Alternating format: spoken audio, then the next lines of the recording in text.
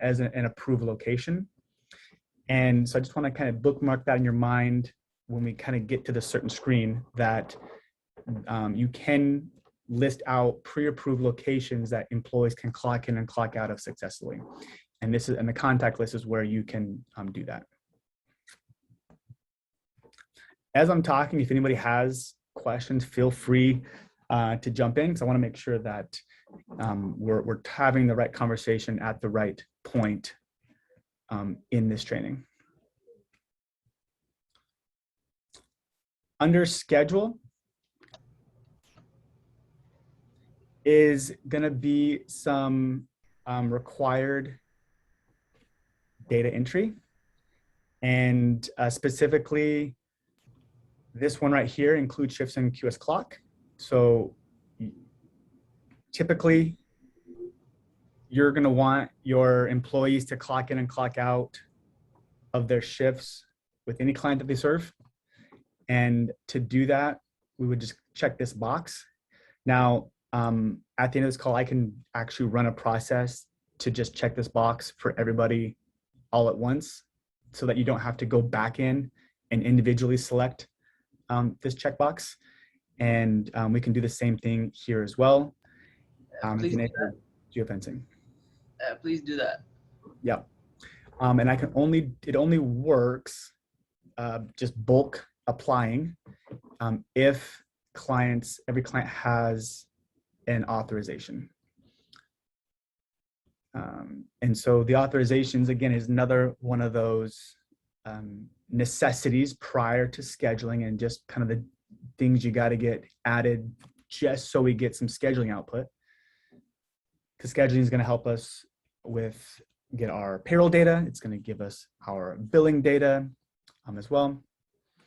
So in this case, we would want to, before we could really do that bulk application, QSP needs to know which services, which clients do it based on what services they receive. And this is where we can designate that under authorizations. So again, just a grid. So I'm gonna go ahead and click add, and it's gonna just open up the details below the grid.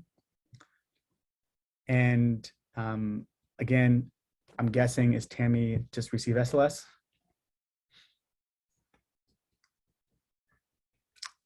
Yeah. Perfect. Okay. I had a question. Yep. Is it possible if we use Tammy as a sample client, where we schedule the entire thing in the next like half hour, where we just use one client and go throughout the whole process? Yep. For sure. You understand what I'm saying? Yeah, that sounds great. Okay, perfect. It does, prior to saving, we do need an expiration date. So I'm gonna go ahead and put it in here. It's probably wrong, but we can always go back and change it. We'd also eventually want to add the authorization amount. How many hours a month are we authorized by the regional center to serve Tammy? So these four values would be part of the initial setup, so that we can get that scheduling output. One thing to note here, just to kind of make sure your data is cleaned up, because I did add probably the wrong expiration date and no authorization amount. Everything we add here gets reflected here in the history. And so if we were to go back in, for example, and just add this and say, these are the new details, and save that, we've created for ourselves two historical records now. The first one, which is technically wrong, so we would want to delete that and just kind of make sure that the history represents our what's true. So, and that's important because that integrates with the scheduling. I'm writing a note here on Tammy, that way I can go back here and then clean this up. That way I'm not making a mess here. If a person receives IHSS, you can track their authorization amount here as well. And the conversation would be, and maybe Timothy, you can answer this for me. Do you have staff that you employ that not only work for you, but also provide IHSS to these individuals? Yes. Yeah. Okay, and that's common, and that's all good. So if you are using QSP to help schedule out those IHSS hours, then putting in the amount of IHSS they receive here will allow you to schedule that service type. So I'm not going to do it now, but just know that if IHSS is a service type that needs to be scheduled, we want to add it here. Okay. I'm going to go back here and just enable geofencing real quick. And I'm going to put an arbitrary number here. It really doesn't matter what this number is. It's really going to come down to your own personal preference on the amount of space that you give your employees to clock in. And so this is just creating an imaginary radius around a person's home that we call the geofence. And if an employee is within that 500 feet, 1,000 feet, I think at our agency we like 2,500 feet. Once they're within that boundary, then they would be allowed to clock in. If they're outside that boundary, then there would be a warning. Okay. We got the clients done. We're going to jump over to employees. And while there are other data points that you can add to bulk up a client's database, we're just going to pivot to the employee side real quick. Now, is there employees?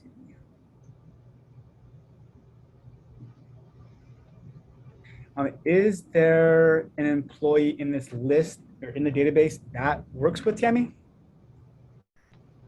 Yeah, let's have Wangari be her supervisor. So that's WAN on first name. Okay, sweet. Okay. So under employee maintenance is where we can find out like, yep, they can provide service. We're gonna make sure that's checked. That's great. If they also provide IHSS, we would enable this slider here, and that would allow us to schedule IHSS for Wangari. And then down here is service type. So just like we entered an authorization for Tammy, we want to have the matching service type in the employee side as well. And if both are true, then we can schedule that employee with that client.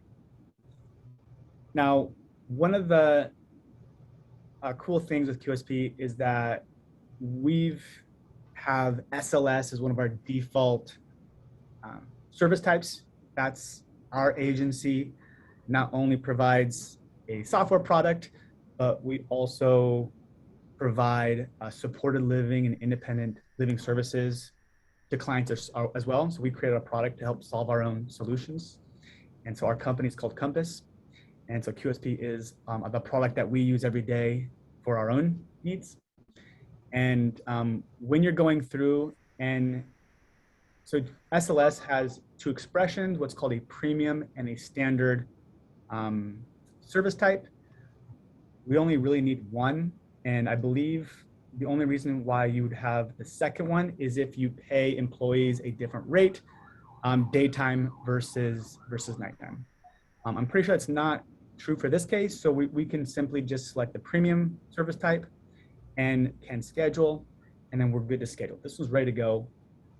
The rate of pay, the ROP, you don't have to enter that. It's not important to have that amount entered in here to schedule.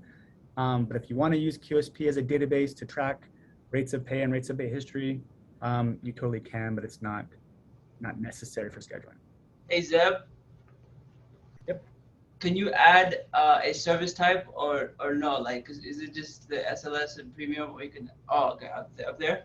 Yeah. So click add, just like any other grid, and we'll just add standard for fun here, and just click can schedule would be the two-step process. Select. Right now in the options, I only see SLS standard and premium. Yep. Say for example, we got a different subcode. Can we add that there? Oh, got it. Yeah. If you have a different vendor service that you want to add, do you want to spend time on that, or SLS and nursing the only ones that you currently have? It's already there. Oh, it's already there. Yeah, let's move on. It's fine. Okay. I'm going to add standard just as the process so you can kind of see it. But that all adding new service types all happens on the back end. So if you want to have one called administration, you could do that. Oh, okay. Yeah. Okay. So we got all the data points here. They're active, may provide service. They got their position here, and they got their service type. So we're ready to schedule each person here. And then I know you already got how to add login credentials. So it looks like you've got that sorted as well. So we're going to head over to scheduling maintenance and kind of put it all together here. So under scheduling maintenance, I don't know if you saw that, but sometimes I like to right click and click the open link in new tab. And this just allows me to be in multiple tabs in QSP at once. So if I wanted to jump back over to client profile or employee profile, I already have these tabs open in my browser. So here's Tammy right here. So the client list is on the left, the employee list is on the right. And so we want to view Tammy's schedule. So I just single click that. Again, details display below the grid. So I entered an amount of 455. That's what I'm saying is the authorized amount of hours that we can schedule per month. So to create a schedule, and again, we're going to schedule Wangari here. What are some shift times that she works? So 7 to 3, and then the other person comes 3 to 11, and then the last person comes in at 11 to 7. Okay, great. And is that how many days a week is the 7 to 3? 7 days a week. But let's specifically think about it in context of Wangari. Oh, okay. So she works 5 days and 8-hour shifts from 7 to 3. Okay. So is it Monday through Friday? Yeah. All right. So I'm going to start with the earliest day. So it just happens to be a Wednesday, the 1st. I'm going to single click on that day, and then double click with my mouse or press return on your keyboard. I'm going to double click. And once I double click, it brings up what we call a new shift window. And then you're going to schedule top to bottom, left to right. So we're seeing the service type or the authorization that Tammy is authorized for, so SLS. And this is going to be your primary service type that you're going to use, 99 times out of 100. You will see some different expressions of SLS because it is one of our default hard-coded service types. And these are non-billable scenarios, the training premium, training standard, where if you have an existing staff working the SLS hours, but someone wants to come in and shadow or train, you would want to pay them, but you wouldn't necessarily want to bill for them. So that's when you'd use one of these training service types.